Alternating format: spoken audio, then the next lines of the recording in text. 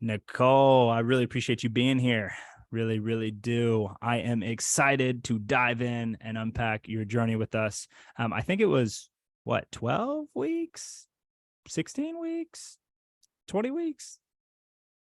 It was something and then life. Yeah. I mean, a lot of things in there, but overall, like if we had to say, did you start working with us in was it was it late last fall or middle fall? Like October, I think. October, November. Yeah. Okay. Well, anyways, right. I would love to kind of just open the floor to start here. You were in person with us one-on-one, and also three pillars, so fitness, nutrition, and accountability. And I kind of want to just open the floor up for you to kind of expound a little bit about why you even decided to start coaching with us in the first place. Like, what was the problem that you were trying to solve? And yeah, let's start there. Yeah. I had always been like in between with my weight. I was never super overweight, but I was never really like at a good healthy weight for me. So it was I didn't know I didn't really know what to do with myself. I knew I wasn't happy with the way I like looked or felt, but I knew it wasn't also anything like extreme where it's like you have to make life changes now or else you're gonna, die. Or it was like I never had there was never any like pressure for me to change, but I knew internally like I wasn't comfortable with myself, with how clothes fit. Um, and that's something you don't think about when you don't feel comfortable in your own skin. Like you don't, it affects areas that you don't even think about. It affects how you walk into a room. It affects how you, the confidence that you have in yourself, like how you shop for clothes. There were so many things that was like, I wish I could wear that, but I can't wear that. Part of that was mental. Part of that was like, it's just the reality of where I am, right? So I just wanted to get to a place where uh, I could finally make the change that I had always talked about making, or I could get out of this in between space with my weight and get into like a healthier, happier space with it. And I also just want to like the biggest thing was setting myself up for success for the long term, right? So health and fitness play so much into how we age and like injuries and like how we recover from those injuries. And like I knew that I didn't want to be like lamenting or regretting that I didn't make a change like 30, 40 years from now, because I knew that if I didn't make a change soon, I was just going to continue down this path. So that was my biggest driver, was trying to get just in a place where I felt more comfortable with myself and also where I could be healthier for me today, but also me tomorrow. Got it. Okay. And your experience prior to joining, I mean, what did your fitness routine look like? What did your nutrition look like? What did accountability in your life look like, internal or external, familial, et cetera there?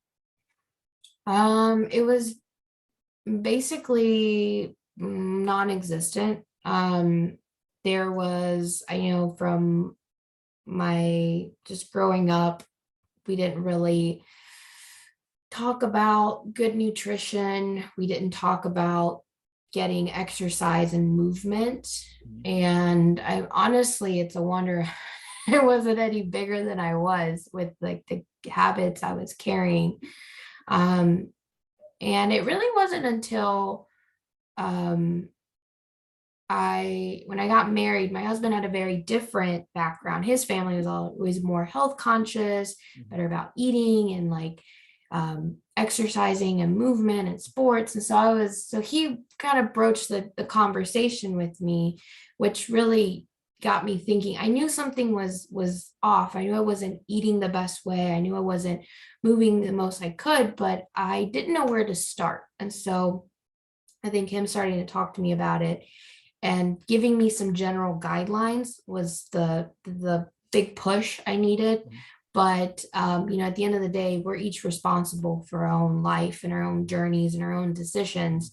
And I knew I needed something a little bit more involved, a little bit maybe more intensive than, just more casual accountability from a loved one. Yeah. No, that totally makes sense. I mean, if you had to say, I'm sure that there was some sort of fear before you came in, right? There was something that like probably was like, oh goodness, should I do this? Like, would you say that you had a main fear coming in, or a limiting belief, or something that you were like, ooh, I don't know if this is going to work for me? Yeah, I had never been, it wasn't like, well, I used to be thin or used to be in Mhm. shape and now I'm not. So let me get Mm. back to it. Like I've never been to that.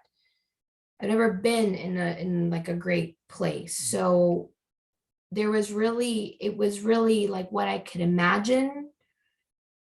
Like, oh, I hope to one day, be at this place where I can like do this without getting tired, or I can like maybe look a little bit more like this, or I could, so I was working off of like a vision or a hope of something that I had never really experienced. So there was a lot of fear of like, what if this doesn't work? What if I'm not meant to be strong, or I'm not meant to do this, or like I'm going to do all this and then I'm not going to see results because like this is just how I'm meant to be.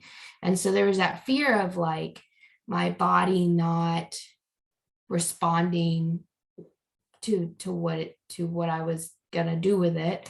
And then it was also like, will I be mentally strong enough to show up when I need to show up, you know?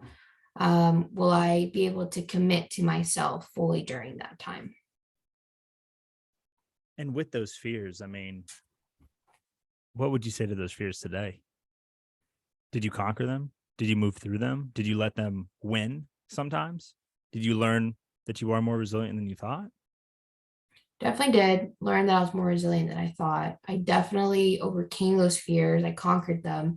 On the first fear of like it not working, of course, if you change your nutrition and you do your exercise and you do your strength training and you get your steps in and you're drinking water and you're sleeping, your body's like, yes, that's the thing that I was like created for. I was meant to be strong. I was meant to be fed well, and I was meant to be rested. So it was really more like, wow, okay, not only is it responding well, it's like my body has been responding poorly to all of these choices that I've been making for years. And I didn't realize it until I changed those choices and realized, okay, I'm a lot happier with this. I function a lot better when I do these things. So that was one fear that was instantly dispelled.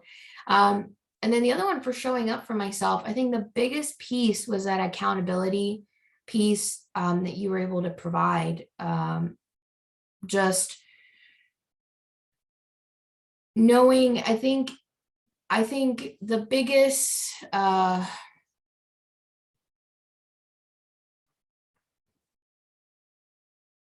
pro, right, to me being in person, the biggest benefit to me being in person is that, hey, you don't feel like going to the gym, but like your coach just cleared, like he left this hour clear for you to show up with you for you. And if you choose not to go, like that is, I mean, you're being very inconsiderate. So at first it was like, okay, I don't feel like showing up, but I need to show up for James. And then once I got more of a confidence and was starting to see the benefits, I was like, I don't want to show up, but I need to show up for myself. So that showing up for myself piece took a little longer because I hadn't been in the habit or the practice of showing up for myself. So showing up for my coach gave me the push and the drive that I needed to eventually start showing up for myself. So Yeah. No, and that makes sense. And I would have to assume that same shift, showing up for an external factor to then showing up for an internal factor, must have bled over into other parts of your life. No, maybe relationship, work, your energy, and other things. Yeah. It it actually helped me to, it was definitely a cascading effect. And I had actually kind of started subconsciously, I had started showing up for myself maybe a year or two ago in a different area of my life, but I didn't have the language to that. And so that actually spilled into this, but in kind of an ironic way, it's teaching me to pull back a little from other areas so that I have the bandwidth and the presence and the energy to show up for myself. So it taught me to prioritize showing up for myself. And so the drive to like be committed and do stuff that has been spilling into other parts of my life, but in my fitness journey it actually helped me. It's showing me that I have to pull back in other areas so that I can be more present for my health, because if I'm not taking care of myself, I'm not going to be able to keep going in all these other areas that I want to push forward in. That's a beautiful realization, and I love to hear that. If nothing else, when people graduate from coaching and go a direction where they start championing themselves, I mean, not having that realization, not having that understanding, not having that level of desire to show up for yourself would prove to be difficult down the road, right? Would definitely prove to be difficult. Now, I know that we looked at your journey 3-pillar, right? It wasn't just fitness with me, and it wasn't just nutrition coaching or just accountability. I mean, in what way do you believe that kept you on the path better than if it was just checking in with you every 2 weeks, or if it was just writing your meal plan, or if it was just sessions? Mm, it really works best together. If it had just been the accountability, um, I don't know if I would have been as effective in the other areas. If it had just been nutrition, I you're I think a lot of weight is lost through nutrition, but I wouldn't be strong without the direct impact of fitness, right? So it really all plays together. And I think you can get nutrition in one place, and you can get coaching in another place, and you can get fitness in another place, but there's really something worth in investing in where you could get all three at the same time together. It's more effective. Yeah. I thank you for sharing that. Well, I want to respect your time. I just have one question here for you before we let you go. I mean, for anybody that's in a similar position as how you started, right? Doesn't have a ton of experience with the exercise, doesn't have a ton of the experience with the education necessarily around nutrition, knows that they need to do better, but is like afraid to jump in remote or in person with us on a 3-pillar plan. I mean, what advice would you have to that person? I mean, you got to start somewhere. So, I mean, just do it. Do it scared. Do it unsure. Do it uncertain. Just do it. You don't have to have it all in one place. You don't have to have it all figured out before you jump in. If you're scared, unsure, uncertain, just do it anyways. Because for the longest time of my life, I would say, this year, like maybe I should start this year and make some changes. And then next year would roll around and I would reflect back and go, wow, I haven't done anything. And if I had just started last year, where would I be now? And then that pattern continued year after year after year. And this past year was like when I said no more, wondering, I don't want to get to this time next year and wonder what would it be like if I had just started a year ago? So don't put yourself through that. Just start. Just do it. Right on. Well, I appreciate your vulnerability. I appreciate you being willing to share, and I appreciate you taking the time out of your day, out of your busy day, running 100 miles an hour to come and chat here and give that message to anyone that's going to stumble upon this video. So thank you so much. I'm going to go ahead and end the recording there. Hold on Thank one second, you. though, Nicole.